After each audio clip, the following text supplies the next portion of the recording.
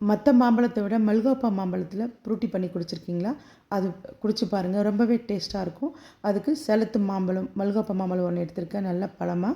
கூடவே கிளிமூக்கு மாங்காய் அப்படின்னா பெங்களூரா மாங்காய், கொஞ்சம் காயாகவும் இல்லாமல் பழமாவும் எடுத்துக்கோங்க.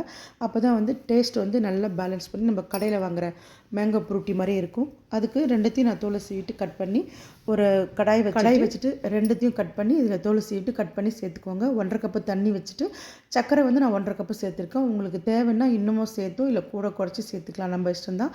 ஒரு சிட்டிக்கு உப்பு சேர்த்துட்டு நல்லா கொதித்து இந்த மாதிரி அந்த மாங்காயில் நல்லா வெந்து வரணும். அப்போ ஸ்டவ் ஆஃப் பண்ணி நல்லா ஆற வச்சுருங்க.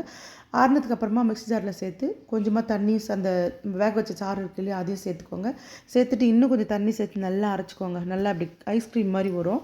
அதுக்கப்புறமா இன்னும் கொஞ்சம் தண்ணி சேர்த்து அரைச்சிட்டு நல்லா வடிகட்டி ஃபில்டர் பண்ணி எடுத்து வச்சுக்கோங்க. எடுத்து ஃப்ரிட்ஜில் வச்சுட்டு 1 மணி நேரம் பொறுத்து குடிச்சு பாருங்கள். அவ்வளோ அருமையாக இருக்கும், டேஸ்ட்டாக இருக்கும். பசங்களுக்கு கடையில் வாங்கி கொடுக்குறத விட வீட்டில் வாங்கி செஞ்சு கொடுங்க, ஹெல்த்தியாக இருக்கும்.